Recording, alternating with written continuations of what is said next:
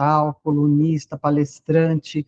Ele é um cara assim, absolutamente, eu considero ele um gênio, pensador da nossa área, e eu acho que o mais interessante no Guilherme é que ele não tem medo de pensar sobre o que está acontecendo, como está acontecendo, e às vezes ele revê o que ele pensou, e isso eu acho muito interessante, porque o mundo é dinâmico, e eu acho que é isso que a gente precisa de consultores desse naipe, tenha coragem de nos questionar, de rever o que pensou, de recolocar, né? Então, sempre para mim é um prazer chamar o Guilherme para um café aqui com a ANER, e é engraçado porque eu chego para o Guilherme e falo, Guilherme, vamos falar disso, não sei o quê, tá bom, e ele dá nó em pingo d'água e ele sempre prepara uma apresentação maravilhosa. E hoje o Guilherme vai falar com a gente sobre regulação de inteligência artificial e o fim dos cookies, né? Eu acho que é uma coisa, é um tema bem interessante, e, enfim, Guilherme, seja muito bem-vindo, é um prazer tê-lo aqui, né? Eu acho que você está cercado de amigos, e, enfim, a palavra é sua. Obrigado, Regina, obrigado, ANER, né, mais uma vez pelo convite. É muito legal a gente ter uma oportunidade de ter esse fórum, né, de encontrar lideranças do mercado, né, pessoas que estão pensando no mercado também, para poder discutir alguns rumos, algumas tendências. Eu já vim aqui algumas vezes, é sempre muito legal. A partir daqui surgem insights para colunas que eu escrevo lá no Valor, para o trabalho que eu faço junto com os publishers. Estou vendo até a Maria Luísa, lá da Oceania, Austrália, não sei onde você está agora, né, Maria Luísa? Tá de bonezinho, Maria Luísa! Turista. Pois você vê, né? Eu tô com Maria Luísa aqui, então você vê que, como eu disse, é um fórum bastante seleto, assim, e pessoas que eu gosto muito, né? Então é ótimo estar aqui. Aí, bom, então Maria Luísa está com um problema no microfone, que ela ia falar, mas ainda não sei se ela conseguiu ali abrir, mas Maria Luísa, a hora que você quiser, à vontade aí para falar e nos dar o seu paradeiro, né? Eu não estava ouvindo, desculpa.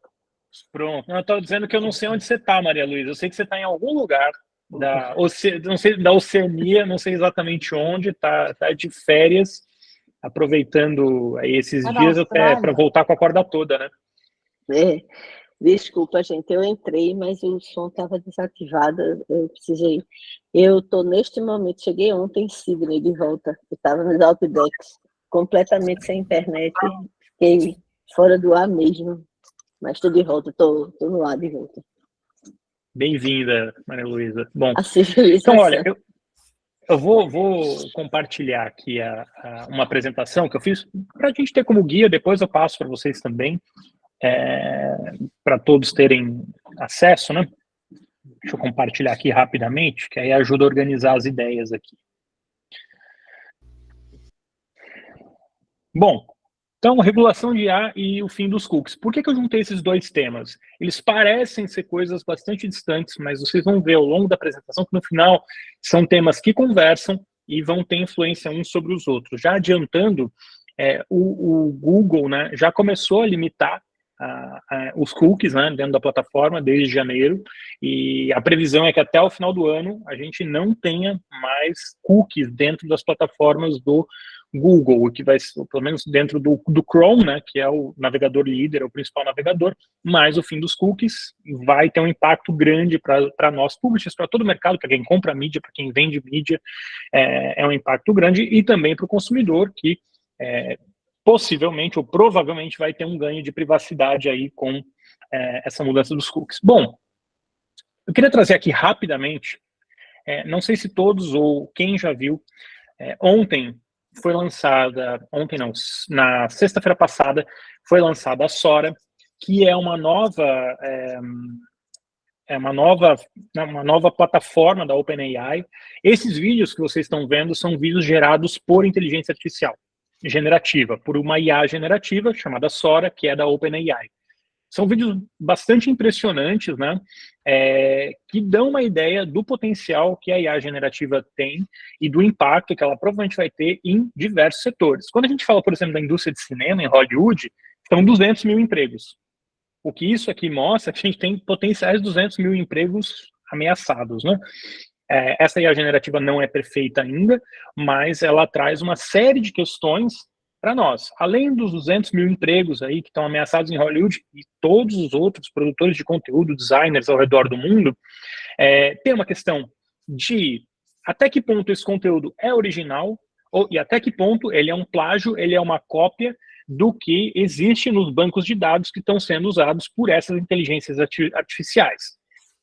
Foi feito um levantamento, por exemplo, do banco de imagens da Adobe, de vídeos que já tem da Adobe, cruzado com esses vídeos. A Adobe tem um acordo com a OpenAI usa a Adobe, e a gente já vê que vários desses elementos dos vídeos são basicamente cópias daquilo que já existe no banco de dados da Adobe. E aí isso traz uma grande questão, né? Se é uma cópia do conteúdo de alguém, esse alguém que produziu o conteúdo original não deveria ser remunerado por esse conteúdo? Ao mesmo tempo que as empresas alegam, a OpenAI e as semelhantes, é que não é cópia, porque são trechos, né? São pequenos elementos de vários vídeos que usados montam uma nova versão. Então, eles alegam que é o fair use, é o uso justo, né, desse conteúdo de IA. Bom, a OpenAI, agora avaliada em 80 bilhões de dólares, né, o último investimento anunciado essa semana, já é uma empresa de 80 bi, não precisa dizer que é maior do que qualquer veículo de mídia, e por 80 bi, ela inclusive concorre com a economia de muito país, aí, né, se a gente parar para pensar. Então esses vídeos realmente são impactantes, mas, por outro lado, vale a pena lembrar que o uso da OpenAI tem diminuído. Menos pessoas têm acessado a plataforma do ChatGPT, né, para ver as respostas. Então, também esse lançamento do vídeo chega num bom momento. Não está disponível ainda para todo mundo usar, tá? Isso aqui é limitado a pesquisadores e algumas pessoas que foram selecionadas para testar a ferramenta, porque a gente sabe que tem um sério problema de desinformação, né, que pode ser gerada com vídeo. A gente está entrando aí num período eleitoral e a capacidade de gerar vídeos tão realistas pode ser usada de uma maneira muito ruim, né, no processo eleitoral, enfim, até mesmo ameaçando democracias. Junto com a apresentação vai o link para o vídeo, então vocês podem ver, mas está no YouTube, se procurar Sora, S-O-R-A, tem lá esse vídeo e algumas informações que eles trouxeram sobre esses vídeos e por que esses vídeos não são perfeitos. Tem uma pessoa, por exemplo, andando na esteira de trás para frente, porque a IA não entende essa questão de sentido. Ou você morder um cookie, né, como tem em um dos vídeos, a pessoa morde o cookie e mesmo depois do cookie mordido, o cookie aparece inteiro. Não é uma inteligência humana ainda, é uma inteligência artificial e tem suas limitações. Bom, seguindo aqui, né, deixa eu ver. Eu sempre falo, né? Eu gosto de falar que a gente está vivendo o momento iPhone das IAs, né? É uma tecnologia nova. Quando se lançou o iPhone, a gente não sabia tudo que ele poderia gerar, o Uber, serviços de entrega, Rappi, toda uma economia, que alguns chamam de nova economia, né, baseada no telefone celular, de você digitalizar documento, tudo aquilo, quando foi lançado o iPhone, a gente não visualizava. Se levou mais de uma década, né, vários anos para que isso se desenvolvesse e a gente tivesse a maturidade do sistema celular. Então, desse ecossistema do telefone celular, do smartphone, que hoje a gente explora, né, e mudou tanta coisa e fez surgir tanto trabalho novo, tanto negócio novo, mas ao mesmo tempo gerou uma série de desafios, inclusive para o nosso negócio, né, que foi muito desafiado. Assim, a gente teve no impresso, né, a gente viu quem aqui distribuía revista, por exemplo, o mesmo jornal, sabe o impacto que a Zona Azul teve nas bancas de jornal. A Zona Azul era fundamental para a manutenção das bancas de jornal, principalmente em São Paulo. A hora que se tirou a Zona Azul, porque ela foi digitalizada, ela foi para o telefone celular, a gente perdeu uma série de bancas em pontos que eram fundamentais para a gente, né? Principalmente nas regiões mais periféricas da cidade. Então a gente perdeu capilaridade na distribuição, foi um impacto grande e indiretamente isso está associado ao telefone celular. A tecnologia do celular fez com que a gente perdesse capilaridade ou capacidade de distribuição, porque muita banca de jornal fechou, porque tudo passou a ser consumido no telefone celular. A Zona Azul é um dos exemplos que a gente tem. Então, minha leitura, o ChatGPT, ele está fazendo com que a IA generativa vive um momento iPhone, tem um boom, é um choque, a gente ainda está entendendo essa tecnologia, mas a gente também não tem visibilidade, ou tem pouca visibilidade do impacto que isso vai ter na economia, nos negócios, na maneira que a gente lida com a tecnologia e principalmente como a sociedade vai ser desafiada por essas novas tecnologias. E tudo isso, né, traz uma nova perspectiva regulatória. A sensação que eu tenho, né, lendo reportagens, conversando com reguladores, né, eu tive no Web Summit em Portugal e foi muito legal porque tinha membros, né, do Parlamento Europeu, tinha pessoal de regulatório, e aí conversei com uma jornalista da Bloomberg que cobre a União Europeia. Ela é americana, mas cobre lá a União Europeia. E ela trouxe uma definição que eu coloquei aqui, nas minhas palavras, mas foi dela, que ela vê uma grande mudança. Diferentemente do passado, com as redes sociais, com a internet, que o governo, ele meio deixava isso acontecer, né, deixava o negócio amadurecer, para depois que o negócio amadurecesse, regular, ele está fazendo de maneira diferente com a IA, com a inteligência artificial, principalmente a inteligência artificial generativa. Então a gente percebe, né, que a União Europeia, que é hoje quem basicamente lidera essa conversa, está se adiantando a implementação, ou está tentando ao menos se adiantar a implementação dessas novas tecnologias para que a gente já saia, né, já saia para o mercado com um arcabouço regulatório que seja utilizado na inteligência artificial generativa.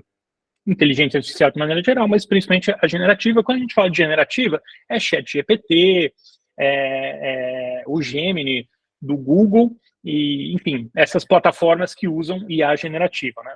Usam grandes modelos e acabam dá a sensação que criam coisas novas, mas enfim, ela consegue criar coisas que não estavam ali. Então, ela é capaz de escrever texto, gerar imagem, que nem a gente viu ali na Sora.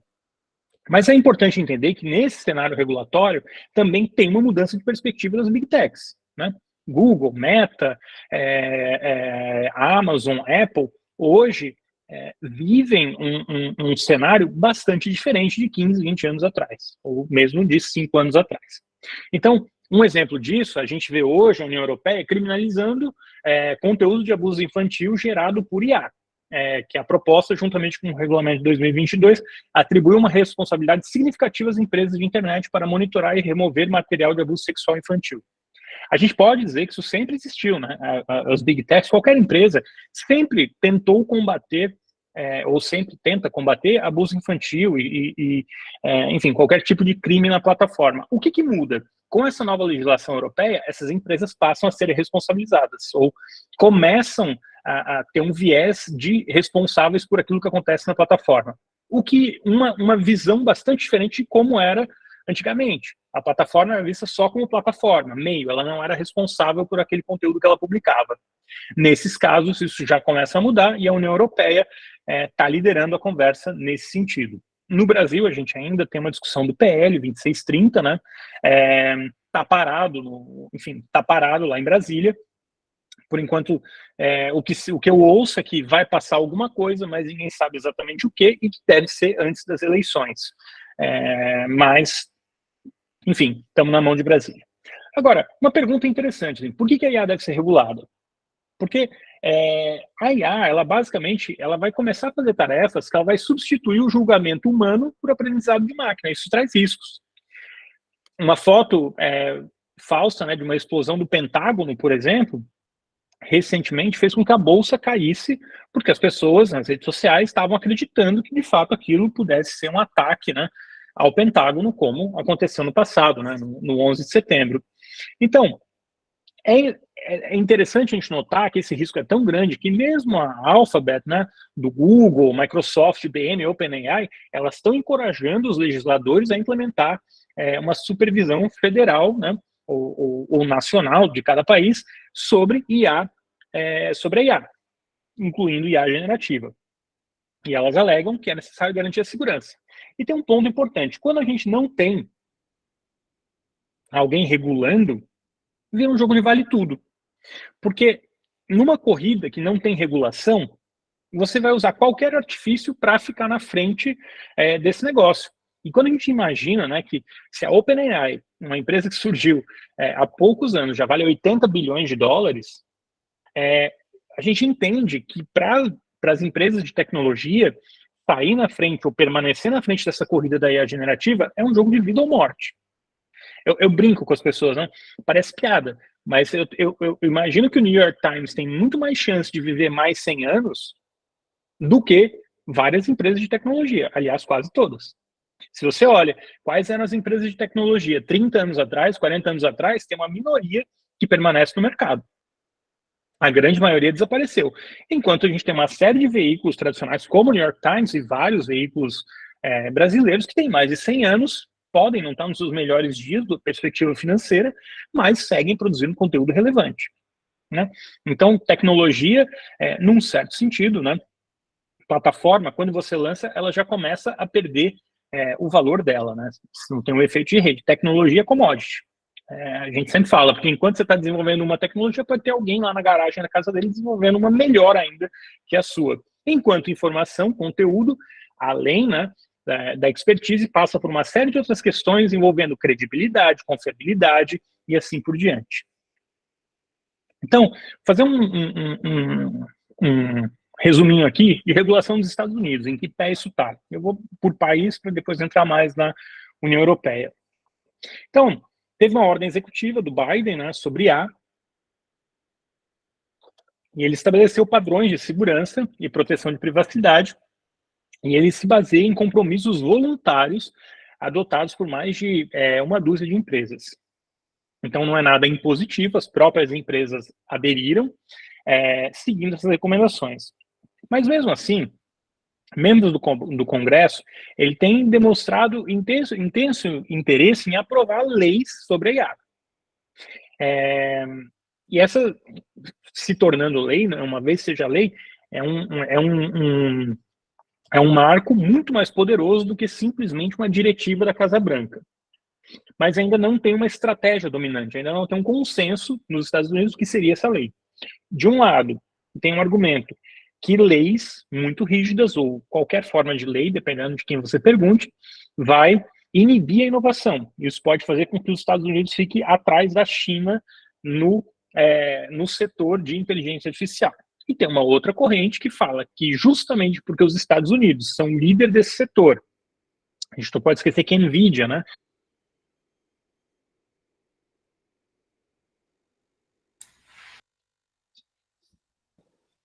Travou para mim. Travou para mim também aqui. Para mim também. Para mim também. Obrigada. Travou para todo mundo. Isso porque a gente estava falando que a internet dos Estados Unidos é boa. Não, mas ele está aqui agora, eu acho, né? Guilherme. Tá enrolando ele. Foi só eu elogiar. Foi só elogiar a internet americana. Foi só elogiar a internet aqui que caiu, né? Ah, meu filho. Gente, até onde vocês ouviram? A gente ouviu. Eu tô no celular agora. Até a hora que você parou. Não, mas eu parei na parte de regulação americana. Foi rápido. Não, você estava falando justamente isso, da Casa Branca, essa coisa toda do esforço americano. Basicamente, o que acontece? Com uma vez que o Congresso americano de fato aprove uma regulação que vire lei, ela vai ter muito mais poder do que simplesmente uma diretiva da Casa Branca. Agora, tem uma grande discussão dentro do Congresso americano sobre como regular isso. Porque se eu sou muito rígido na regulação, eu vou inibir a inovação. E se eu inibo a inovação, o grande receio nos Estados Unidos é que a indústria americana fique atrás da chinesa ou de outros países. Não precisa dizer que a indústria de tecnologia americana é um grande contribuinte para o PIB dos Estados Unidos, né? Então tem um interesse político muito grande nessas empresas de tecnologia e não tem muita dúvida de que a IA é para onde as coisas estão caminhando e para onde vai ser o futuro. Mas, ao mesmo tempo, se eu não tenho nenhuma forma de regulação, a gente tende ou deve repetir os erros que aconteceram já com a regulação da internet e das redes sociais. E está cada vez mais claro o impacto que as redes sociais têm na sociedade. Período eleitoral, nas crianças, tá? Assim, a gente está vendo, né, as consequências disso na prática. Quando o Zuckerberg levanta, no meio de um depoimento, no Congresso americano e pede desculpas para pais de vítimas, de crianças, né? Crianças que foram vitimadas por redes sociais, que morreram por causa das redes sociais, a gente sabe que a gente tem um problema nas mãos. Então, tem também uma preocupação de equilibrar essa liberdade com a necessidade de regulação desse mercado. Além, né, de que que é um ponto importante, né? À medida que essas empresas se tornam muito poderosas, elas têm uma responsabilidade, um poder de fazer com que indústrias existam ou deixem de existir. Todo mundo aqui que é publisher lembra que nos últimos anos, por decisões da Meta, do Google, um belo dia a gente perde o tráfego. Você pode estar com milhões de acessos, por uma decisão, uma mudança de algoritmos, simplesmente esse tráfego desaparece da sua página. E a gente não tem muita visibilidade sobre isso. A gente não é avisado que vai ter essa mudança, a gente não sabe exatamente quando vai ser essa mudança, e principalmente, quando a gente é impactado, a gente não sabe por que a gente foi impactado.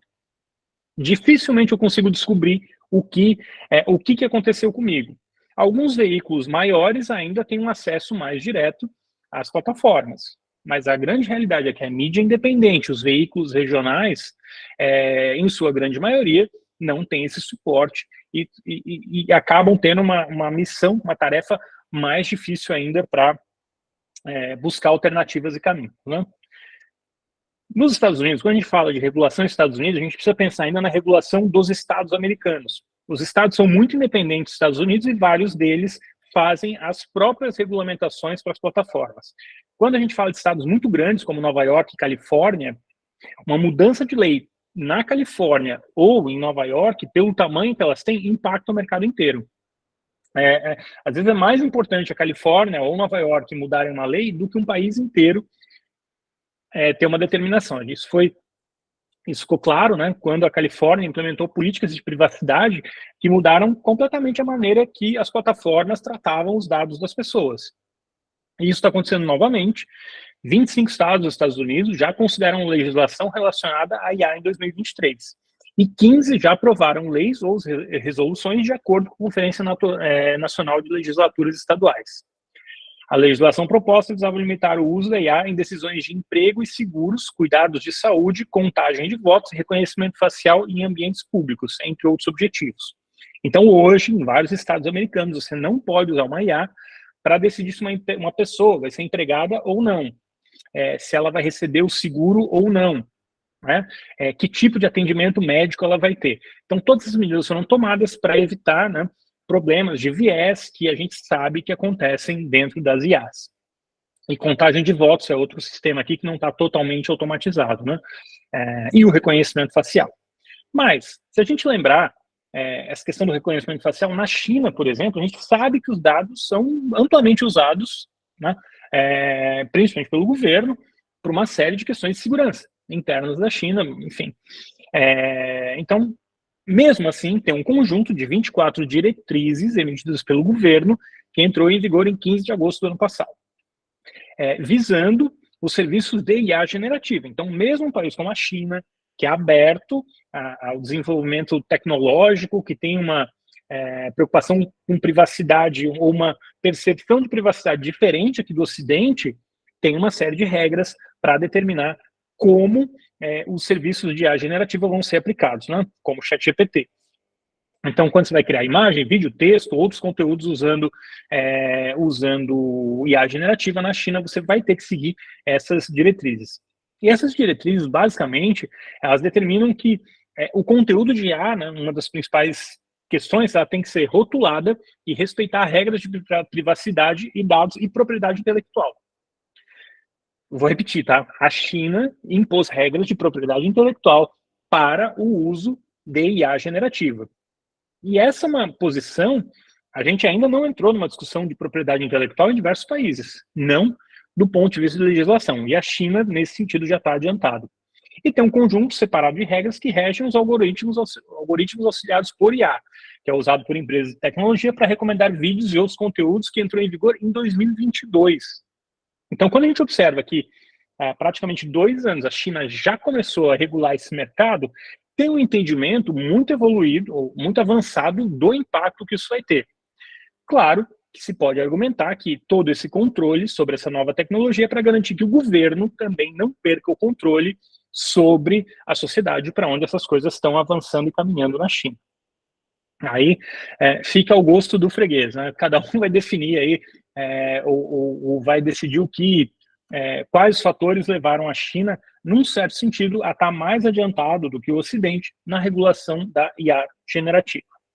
E aí, vamos entrar na União Europeia, que, do meu ponto de vista, não só do meu ponto de vista, mas o próprio governo já falou, tem sido a região, né, para onde o governo brasileiro mais tem olhado na hora de regular o mercado brasileiro. A União Europeia tem sido o benchmark, né, a referência para o Brasil.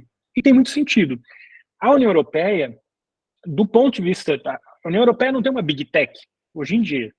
Tudo bem, a gente pode argumentar que tem empresas que desenvolvem software, mas não tem uma grande empresa de consumo europeia hoje que concorra com o Google, com a Meta, o que também incentiva, né, a União Europeia a regular as gigantes de tecnologia de uma maneira muito mais rígida do que se ela mesma tivesse uma indústria competitiva nesse sentido. A gente pode argumentar, né, na contramão disso, que os Estados Unidos regulam a indústria do luxo de uma maneira muito mais rígida do que a União Europeia, porque grandes empresas de luxo tradicionalmente estão lá na Europa. Mas qual é o resumo disso na prática, né? Interesses à parte, tem uma regulação, né, que já começou a caminhar na União Europeia, 2 de fevereiro agora, né, a lei passou em mais uma instância, então ainda falta a aprovação final do Parlamento Europeu, que é um dos 3 poderes legislativos da UE. Já passou em 2, falta agora o 3º, que deve acontecer em abril. Se o texto permanecer inalterado, pode ter mudança. Já em 2026 passa a valer uma série de regras para o uso de IA generativa na União Europeia. Alguns pesquisadores receberam bem o ato por seu potencial de incentivar a ciência, enquanto outros se preocupam com a possibilidade de sufocar a inovação. Uma preocupação bastante semelhante com a que existe nos Estados Unidos, mas na Europa, num certo sentido, é mais acadêmica do que necessariamente comercial, como é nos Estados Unidos. Então, tem uma perspectiva um pouco diferente. Mas a regulação da IA, né, na Europa, ela é mais abrangente hoje do mundo ocidental. Então, a gente deixa a China de lado aqui, mas essa regulação americana, da União Europeia, ela é bastante abrangente, porque a União Europeia ela optou por regular os modelos de IA com base em seu potencial de risco, aplicando regras mais rigorosas, aplicações mais arriscadas e delineando regulamentações separadas para modelos de IA de propósito geral, como o GPT, que possuem amplos e imprevisíveis resultados. O que isso quer dizer na prática, né? Se eu tenho uma IA que vai ter pouco impacto num grande número de pessoas ou em questões muito sérias da sociedade, eu não vou ter uma regulação tão rígida. Quanto maior o modelo e quanto maior o impacto daquilo que eu vou ter, mais regras essa empresa vai ter que cumprir. E isso é inteligente, né? Porque tem problemas também, mas me parece inteligente, porque eu vou gastar mais tempo e atenção naquilo que vai ter um impacto maior ou que pode causar um estrago maior, se a gente assim quiser dizer. Então, por exemplo, quando eu vou usar muito dado de público, como grandes plataformas fazem, dados em grande volume de pessoas, como varrer os rostos de milhões de pessoas simultaneamente, isso vai ter uma alta regulação. Então, esses desenvolvedores de modelos de IA de propósito geral seriam obrigados a relatar um resumo detalhado dos dados usados para treinar os seus modelos. Então, você precisa abrir o modelo e falar assim, olha, é isso que eu estou usando. É dessa maneira que eu estou construindo a minha IA. Se eu for criar uma aplicação que vai ter um impacto muito grande aí na perspectiva da União Europeia. Como eles vão definir isso, né? Então, os modelos altamente capazes, como o GPT-4 da OpenAI, eles têm que seguir regras adicionais, incluindo relatar consumo de energia e estabelecer proteções contra hackers. Então, você vai ter que provar que a sua plataforma está pensada para ataques hackers. O que você vai fazer se, eventualmente, a sua plataforma for invadida ou esses dados forem caírem nas mãos de terceiros? Ou melhor, o que você está fazendo para que justamente isso não aconteça, que esses dados não sejam vazados? Então, empresas que violarem as regras serão sujeitas a multas de até 35 milhões de euros ou 7% da receita global. Esse 7% da receita global é interessante, porque quando você pensa numa Big Tech que fatura bilhões e bilhões de dólares, 35 milhões é peanuts, é nada. É o que eles gastam de viagem em uma semana, provavelmente. O que pesa de fato na conta das empresas são esses 7% de receita. Que aí a gente está falando de bilhões de dólares, não somente de alguns milhões de dólares. Porque o que aconteceu na União Europeia nos últimos anos também? As gigantes de tecnologia, elas têm sido punidas. Elas recebem multas. Mas são multas de 300 milhões, 400 milhões, que seguem um arcabouço regulatório que determina multas em função do valor daquele dano. Isso começa a mudar e agora essas multas, nesse caso aqui, são em função do faturamento da empresa, o que muda bastante o jogo. Porque no passado, 400 milhões, 500 milhões de multa, ou 1 bilhão até, eram muito dinheiro para uma empresa, ou para a maioria das empresas. Para as gigantes de tecnologia, a realidade é que quando a gente fala de bilhão, claro que é muito dinheiro, mas não é algo que de fato mude o negócio delas. Então, além disso, né, a lei ela vai proibir que sistemas de IA que representem um risco inaceitável, por exemplo, para aqueles que usam dados biométricos para inferir características sensíveis como a orientação sexual das pessoas. Dá para fazer isso usando IA, mas existem riscos. Quando a gente pensa na União Europeia, a gente tem que lembrar que tem uma série de países muito conservadores que usam IA ou que podem usar IA para fins que não necessariamente são construtivos ou que vão tornar a sociedade melhor. Aplicações de alto risco, como o uso de IA em contratações e aplicação da lei, né, você usar uma IA para determinar se uma pessoa é culpada ou inocente no julgamento, isso já vem sendo usado, tá? Elas devem cumprir várias obrigações. Por exemplo, você provar que o seu modelo é seguro, transparente e explicável para o usuário. O usuário precisa entender como aquilo está funcionando. Se ele vai usar aquilo, ele precisa entender de que maneira ele está usando aquilo. Claro que tem um risco de virar paisagem, que nem o aviso de cookies que a gente vê nos sites hoje em dia.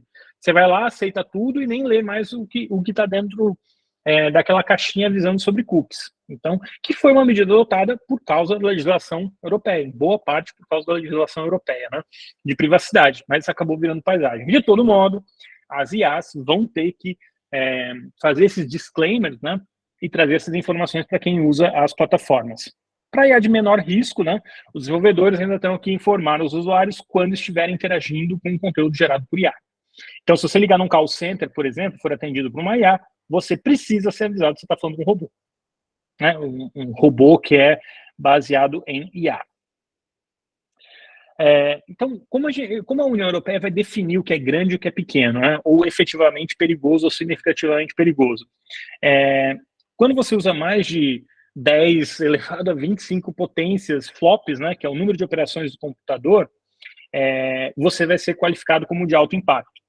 Quando a gente fala dessa grandeza de flops, né, é algo entre 50 e 100 milhões para treinar uma inteligência, 50 e 100 milhões de dólares. Então, obviamente, é uma empresa grande, né, porque 50 a 100 milhões é um número avançado, mas não fica limitado a isso. Essas empresas gastam bilhões para treinar essas inteligências.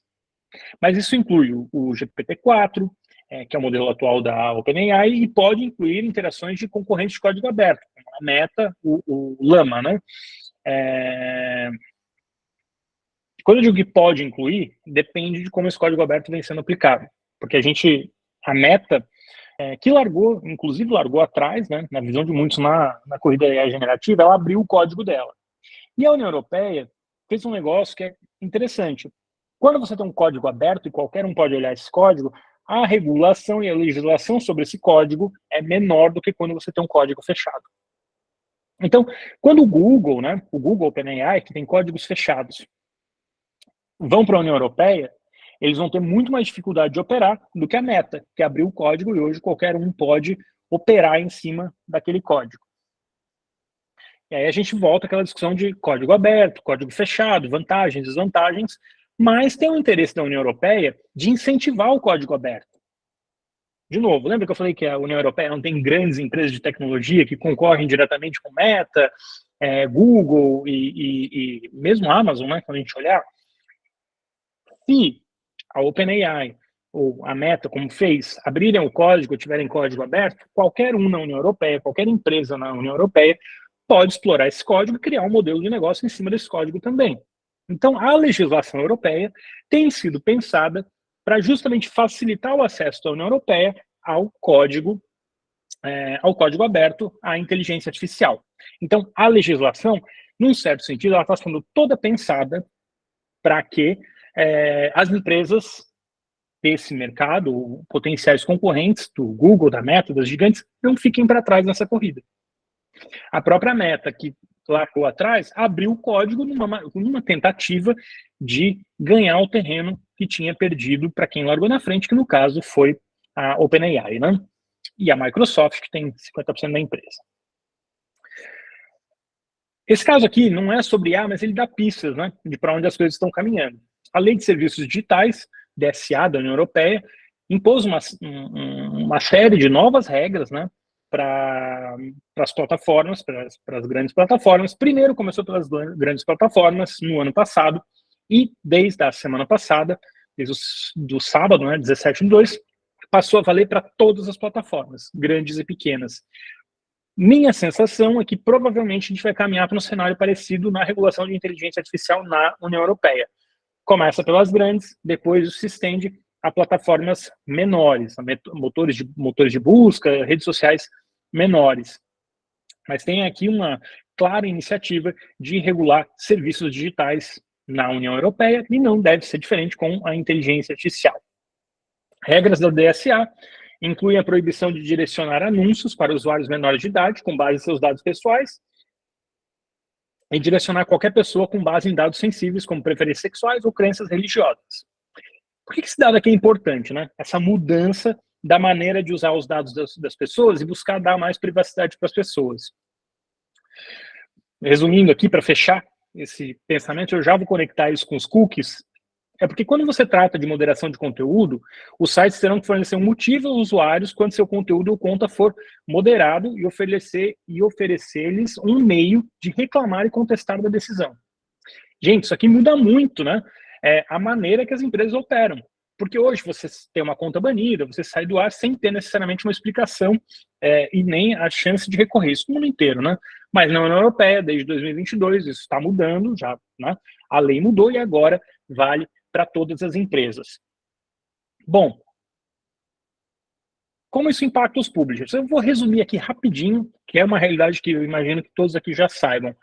A gente sabe que os resultados da busca do Google estão sendo contaminados por inteligência artificial generativa, usada de maneira negativa, ou seja, tem muita gente chupando o conteúdo de outros sites, criando páginas fake a partir do conteúdo de publishers, enfim, de qualquer um que produza conteúdo, isso acaba virando página. Tem uma matéria aqui do Wall Street Journal que saiu no final de semana, que é no dia 18, né, da Nicole Nguyen, justamente dizendo que ela fez uma busca, trouxe vários termos aqui que IA generativa criava, gerando uma resposta que levava para fraudes na internet.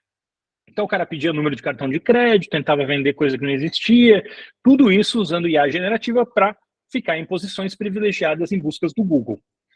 Essa é uma consequência clara que a gente já tem uma piora nos resultados do Google. Por que isso impacta a gente diretamente? Não é segredo para ninguém que boa parte do tráfego dos publishers, ou melhor dizendo, a imensa maioria do tráfego dos publishers vem do Google. Uma piora dos resultados do Google também é uma pior audiência para a gente, porque é mais conteúdo lixo lá no topo. Quando a gente fala essa questão, né, do conteúdo do Google lá no topo, tem um segundo problema. O Google, cada vez mais, assim como outras plataformas de IA generativa, começam a gerar respostas com base naquilo que está dentro dos textos. Tem um snippet, né, tem o resuminho ali da resposta, não necessariamente a pessoa clica no link para ver o conteúdo. Então a gente, além do problema dos spammers na frente do jornalismo, a gente tem o conteúdo sendo resumido, virando textinhos que fazem com que as pessoas não cliquem, ou não é que fazem, não diminui a necessidade de você clicar no link para ter o conteúdo. Óbvio, isso destrói o nosso modelo de negócio, né? Nosso modelo de negócio é baseado em clique. para boa parte dos publishers ainda é baseado em clique. A gente pode ter uma longa discussão aqui se é saudável manter um negócio somente baseado em clique, como a gente posiciona a marca. A gente pode até, né, argumentar que uma série de publishers vai ser beneficiado por esse movimento. Porque se eu não posso confiar nas respostas do Google, se os resumos não são confiáveis, porque IA generativa tem alucinações, porque o conteúdo não é confiável, talvez exista um retorno das pessoas para consumir fontes confiáveis. E alguns publishers, os publishers que são confiáveis na perspectiva do público, vão ser beneficiados por isso. Mas é uma longa discussão, e principalmente como a gente faz para cobrir esse gap. E até que ponto é realista a gente imaginar que num país como o Brasil, ou uma série de outros países mais pobres, é possível você viver de assinatura.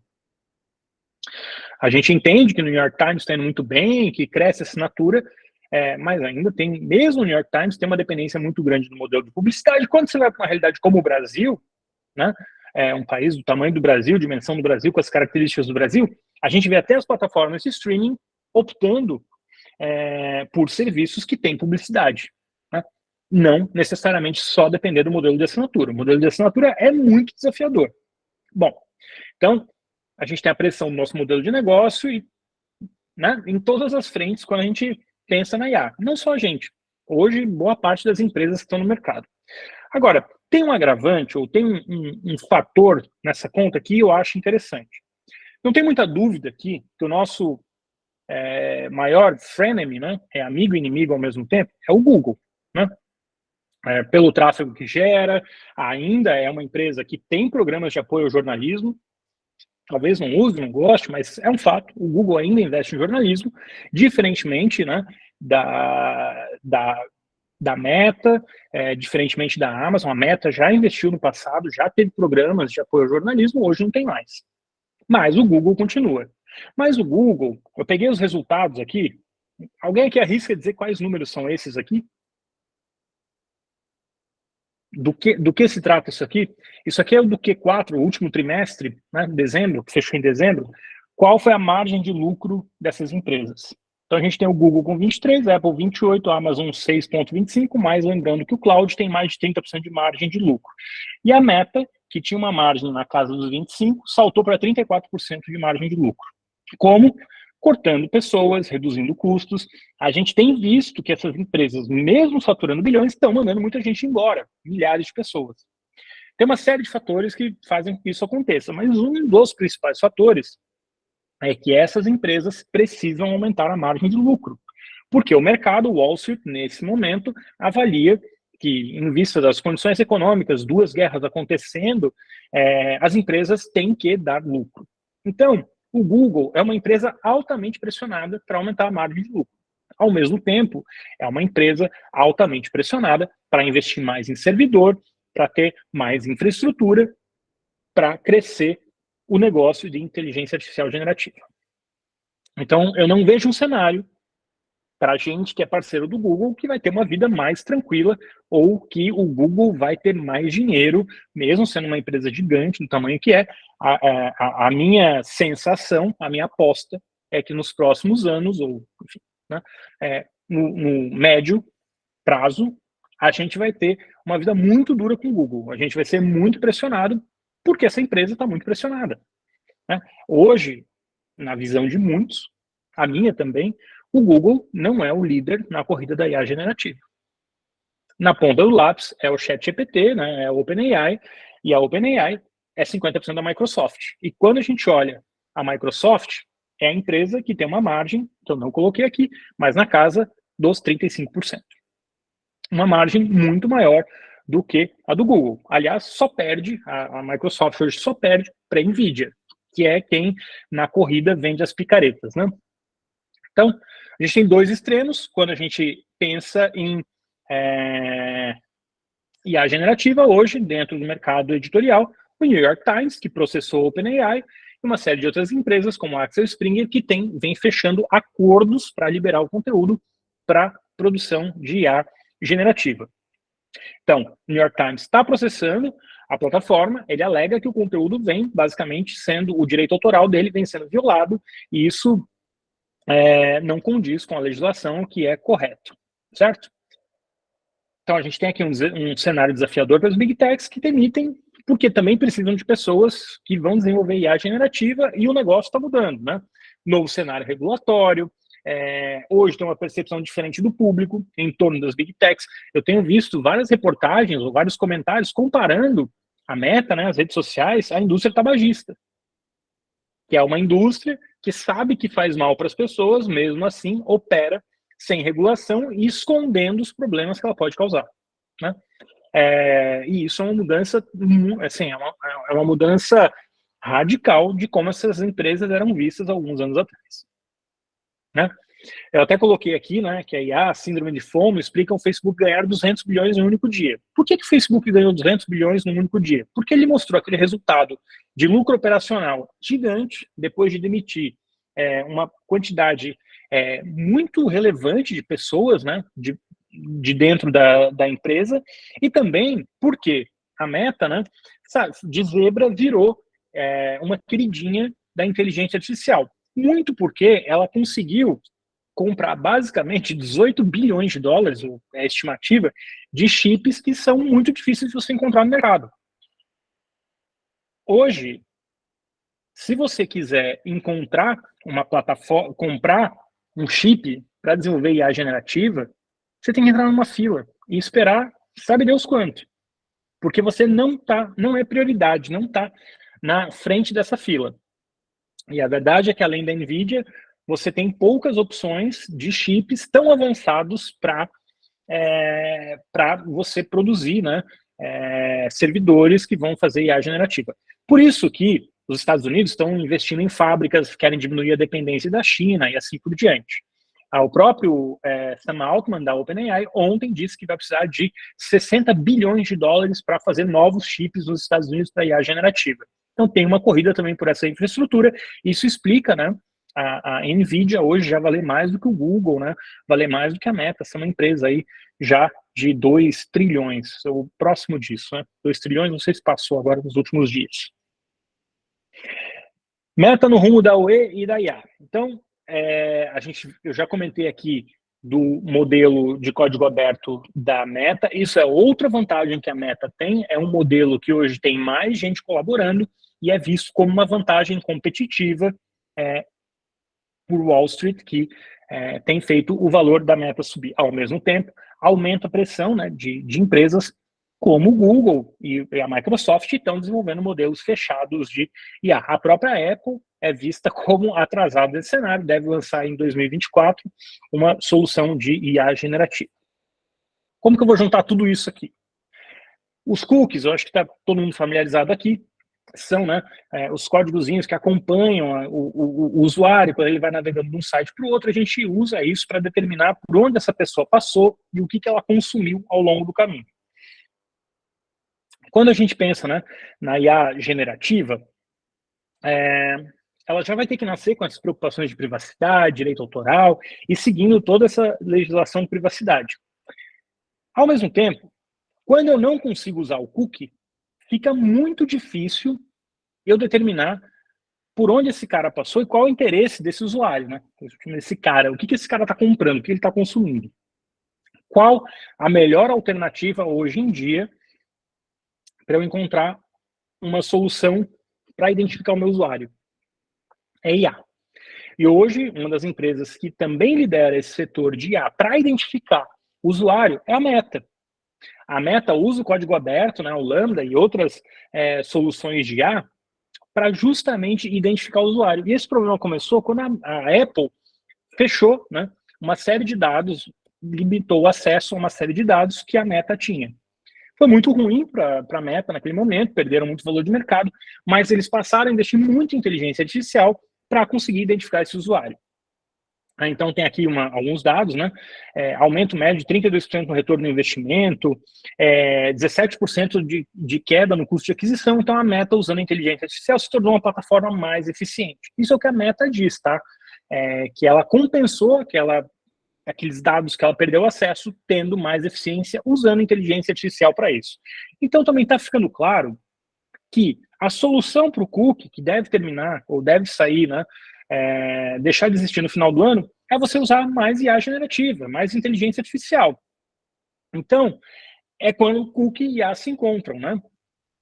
Vamos lembrar que o Google, quando tira o cookie, ele também ganha um poder maior, porque esse dado primário está com ele tem esse dado, e ele é uma das lideranças em inteligência artificial generativa, inteligência artificial de maneira geral. Então, o Google, a Meta, a Apple, essas empresas que já têm uma base grande de dados, têm uma capacidade de nuvem gigantesca, também são as empresas melhor posicionadas para lidar com a privacidade e identificar o usuário, mesmo seguindo regras de privacidade. Então, o cookie, né, é o começo do fim, né?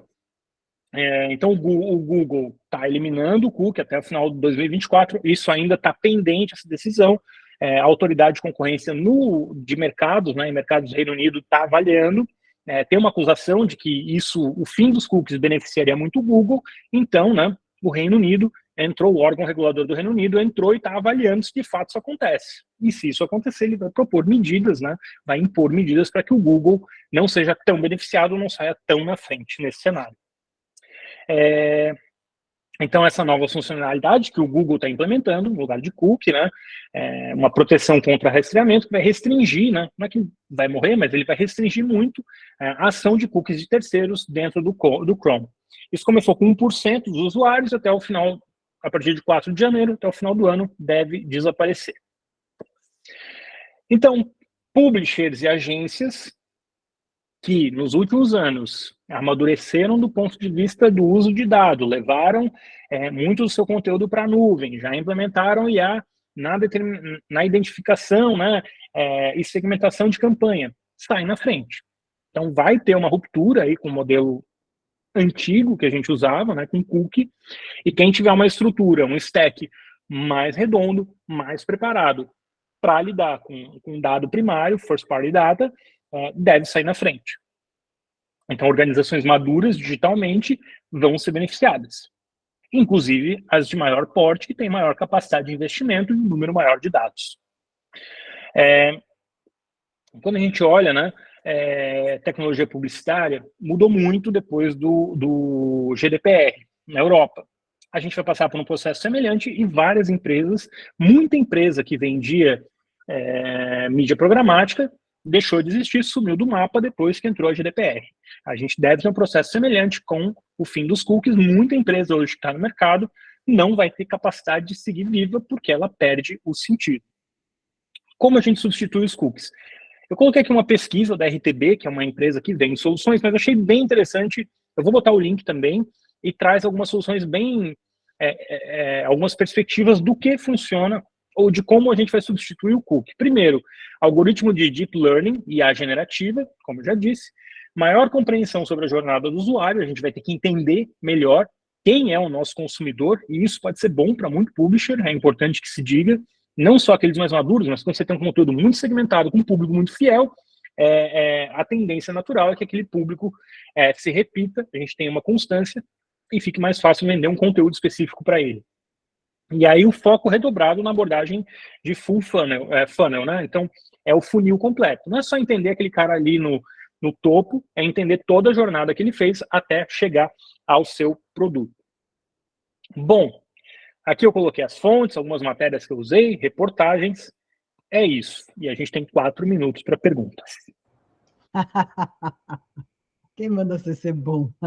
Nossa, Guilherme, muito legal. Eu acho que você fez um apanhado muito interessante, você contextualizou a inteligência artificial, você organizou isso em relação ao mundo, e eu acho muito interessante mesmo. E a Maria Luísa, que está lá na Oceania, lá do outro lado do mundo, já está te fazendo Sidney, uma pergunta. tá bem, né? Oh, ela tá. Tá frio aí? Tá calor? Tá quente pra caramba. Já peguei até 39 graus aqui. Então, Gui, a Maria Luísa está falando o seguinte, que sobre o projeto de lei europeia, os modelos teriam que explicar os modelos já existentes? Ou vale só para futuros modelos ou para incrementos em modelos já existentes? Vale para todos os modelos. O entendimento que eu tenho da lei, a legislação não pode ter alteração ainda, pode ter mudança, mas vale para todo mundo que opera no mercado. Ou seja, o ChatGPT precisaria abrir tudo que ele usou para chegar até onde ele está, por exemplo? Vai depender desses detalhes da lei, mas sim, ele deveria força as empresas a serem muito mais abertas para determinar como aquele resultado está sendo alcançado. Claro que começa a discussão, né? O quanto é aberto, quem determina o quanto é aberto e não é aberto, vai ter um órgão regulador para isso ou não, mas sim, é para onde a lei caminha. Só uma curiosidade, né? Para fechar essa lei de IA, eles trancaram todos os políticos numa sala da União Europeia e só saíam, a gente só sai daqui a hora que liberar essa lei. Foram 2 dias trancados numa sala e passou, né? Mas assim que foi, senão é muito complicado. E eles também fizeram isso para impedir a influência de lobistas das Big Techs. Então, foi como passou a legislação na Europa, foi pegando as Big Techs de surpresa, né? E quais são as próximas consequências que você acha que vai acontecer? O que você acha? Assim, previsão sobre o futuro diz mais sobre quem faz a previsão do que sobre o futuro, né? Mas assim, a gente já está vendo na prática, né? A gente tem um mercado que os públicos eles estão muito espremidos, né? Com uma queda da receita da mídia programática.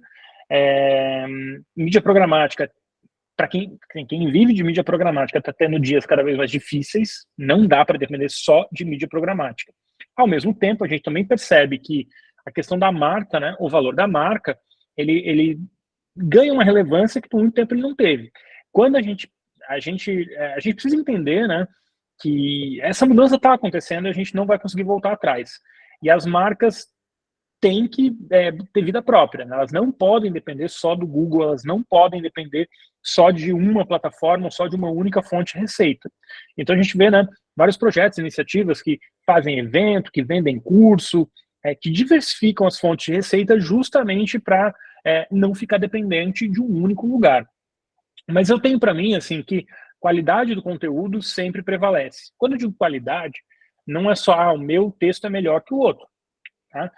Qualidade também é capacidade de produção, capacidade de organização, capacidade de fazer por um custo menor, uma série de fatores que vão muito além só do conceito tradicional de qualidade. Não é sobre ganhar prêmio, tá? É sobre ter uma estratégia bem executada também. A Andressa Simonini levantou a mão. Fala, Andressa. Bom, a gente sabe e vive na pele sobre a questão de mídia programática, é uma oscilação e a gente, na verdade, às vezes a gente nem tem aviso do que vai acontecer, às vezes a gente tem, mas às vezes nem tem essa previsão, né? E deixa a gente muito vulnerável. Então, por um tempo foi um fator de ganho muito importante para nós, e de repente a gente fica ali perdido para onde que a gente vai correr, e a gente sempre conseguiu se reinventar. Eu acho que agora a gente está passando por um processo desse. Diante da inteligência artificial, que assim, o ChatGPT, quando ele veio com essa mesma questão, né, do trabalho da mão de obra do jornalista, e a gente viu o quanto é fundamental o jornalista, porque não é confiável ainda as informações, e de vídeo eu acredito que seja a mesma coisa. A chance de ter algo errado sem a curadoria de um profissional humano também acho que pode acontecer. Mas minha pergunta é, quando você fala assim, não dificilmente viver de mídia programática, a País Feliz, por exemplo, tem vários formatos e acredito que os outros colegas também tenham. E já que as marcas não têm mais essa facilidade de identificar o caminho que esse usuário faz do que ele quer, a venda direta, por exemplo, até branded content, você acha que pode ser um futuro para a inovação, o commerce content da matéria feita de produto para venda, porque a gente sabe que isso também depende do alcance das redes sociais, que é onde divulga os nossos links, enfim. Como você acha que é um caminho bom para agora? A história não se repete, mas ela rima, né? Então, a minha sensação é que a gente vai voltar para um modelo como existiu décadas atrás, de marcas patrocinando conteúdos porque aquele conteúdo atraía um público específico. A gente já vê, né? Ontem eu estava fuçando, eu estava navegando na internet e vi um site da Unilever que eu nunca tinha visto só sobre limpeza. Então, a Unilever tem muito produto de limpeza e tinha um site inteiro sobre limpeza. E, aliás, muito bem ranqueado na categoria limpeza. Então, assim, liderando em palavra-chave limpeza. Para a Unilever, eu não tenho dúvida que ali tem jornalista produzindo e tem gente que entende muito de digital. Quando a gente fala assim, eu acho que a gente também tem uma questão que tem o jornalismo e tem a produção de conteúdo. né? A gente não é influenciador digital dizendo, eu faço só isso. Sim, é produção de conteúdo. E aí cada marca vai ter que entender, assim, qual é o meu foco? É jornalismo, core? O próprio New York Times, né, que eu não gosto de fazer muita comparação, porque é um mercado muito diferente, tem muito mais dinheiro, mas se você olhar o New York Times, mesmo estando nos Estados Unidos, mercado rico e tudo mais, hoje, jornalismo não é o principal atrator, não é o principal motor de assinantes deles. São jogos e receitas, né, por uma série de questões do mercado americano, mas assim, não é mais o jornalismo core, ou só o jornalismo. E a gente, muitas vezes, ainda está focando só no jornalismo. Faz sentido para algumas marcas focar só no jornalismo, mas talvez não faça para todas as marcas. A gente tem uma questão de serviço, a gente tem uma questão de como resolver problemas das pessoas que muitas marcas abandonaram ao longo do caminho, né? A função de serviço que a internet tem e as questões que a população tem não necessariamente são aquelas que os veículos estão tratando. E a gente vê isso hoje, quando você entra nos sites, o que traz audiência para o site dificilmente é o que o jornalista imagina que traria audiência para o site. Claro que nem tudo pode ser em função do Google, mas, de novo, eu acho que depende da sua proposta, né? O que você vê qual é a visão da empresa, qual é a estratégia da empresa e se ela está jogando esse jogo bem ou não, se ela está executando bem a estratégia dela ou não. E não é fácil, tá? Eu estou dizendo isso, mas não estou dizendo que é fácil. Execução é muito difícil em qualquer empresa. Se olha as Big Techs hoje, a gente sabe que várias Big Techs estão sendo penalizadas porque não tiveram uma boa execução nos últimos anos. Os próprios gestores dessas empresas estão dizendo isso, não sou eu, tá? Eles falam, a gente contratou muito na pandemia, a gente ficou lento, a gente está tentando diminuir camadas na empresa, então tem aí uma série de questões, né? E isso porque tem muito dinheiro no caixa, são empresas que estão em posição folgada. Mas vale lembrar que 20 anos atrás a gente também estava em posição folgada, né?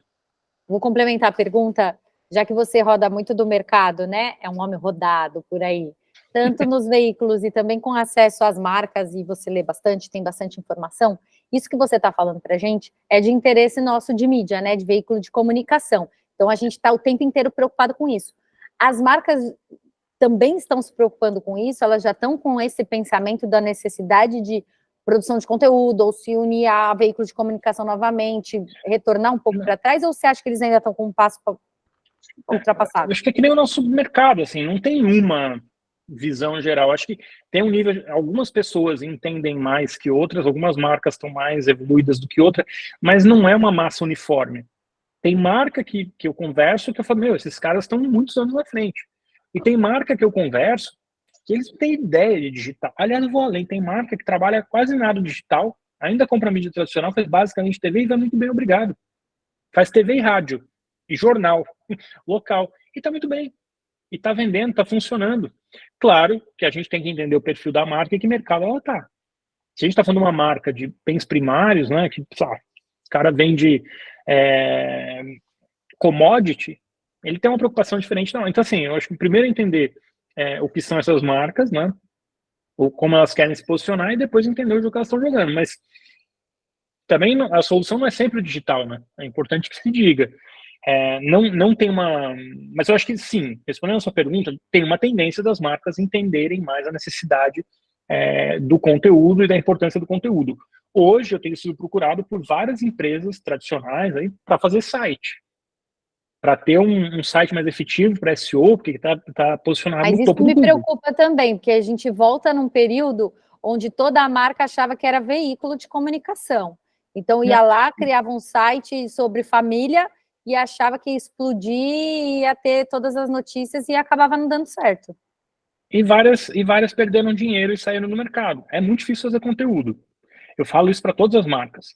Eu já fui contratado por uma marca para fazer conteúdo dentro da empresa. A empresa me falou assim, a gente quer montar uma redação aqui dentro. E aí você vai vir para coordenar essa redação. Nunca saiu do papel o plano. Gastou-se dinheiro, eu fui contratado com uma estrutura cara, e a gente nunca conseguiu executar isso. A gente não virou nem publisher e nem fez uma campanha direito. Eu espero que tenha esse aprendizado do passado e agora o do futuro e que todo mundo se dê bem. Essa é a minha sugestão. Eu acho que é o ideal, mas a gente sabe que as pessoas têm memória curta. E a gente, como indústria, eu até vi uma entrevista hoje do presidente, do CEO do New York Times, muito do publisher do New York Times, né, o A.G. Sulzberg, muito boa, que ele fala assim, a gente como indústria pensa pequeno. A gente não tem nenhum trabalho, né, de formação. Assim, o número de assinantes nos Estados Unidos é menor do que a Paramount Plus, que é uma plataforma de streaming pequenininha. Então, acho que tem aí, a gente tem, nos últimos 20 anos, a gente apanhou tanto que a gente também deixou de lado algumas questões que são importantes. Trabalhar marketing, trabalhar melhor temas que para fora, né? A importância do que a gente faz, a relevância do que a gente faz, a gente como... e aqui a gente está falando de uma associação, né? Mas quantos veículos, né? Viram as associações, não estou falando de uma específica, mas associações, como algo que não era...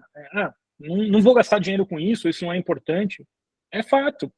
Essa aqui era uma associação que vai ter um monte de publisher. Um monte, quando eu digo centenas de publishers, são mais de 10 mil veículos no Brasil. Por alguma razão não tem. A indústria não se pensa como indústria. Infelizmente. E aí, na hora do problema, não, a indústria sofre isso. Mas a gente não consegue se organizar para realizar uma série de ações que seriam importantes para o setor. Falta consenso. A gente ainda vê o coleguinha do lado como nosso concorrente, não o gigante que tem bilhões ali de clientes, de dinheiro, né? A gente ainda vê o coleguinha como um concorrente. Ele vai roubar o meu anunciante aqui. A gente pensa pequeno. Eu concordo com essa frase do Sulzberg. Gente, eu vou pedir licença que eu tenho outra reunião começando agora. Sim. Agradecer a todos e não estourar o tempo de todo mundo aqui. Não. Muito tá bom, certo. Guilherme. Parabéns. Obrigado, Marcos. De te chamar novamente. Obrigada a todos. Foi massa, viu? Obrigado aí. Obrigada a todos. Valeu, gente. Um abraço. Boa viagem aí, Maria Guilherme. Luísa. Obrigado, pessoal. Um abração. Guilherme, Obrigada, obrigada, tá? Muito obrigada em Valeu, nome da tchau. Mer. E eu acho que dá para a gente continuar logo depois dessa conversa, né? Pode render bastante. Muito obrigada, Guilherme. Obrigado, Regina, mais uma vez pelo convite. Um abraço. Tchau. Tchau.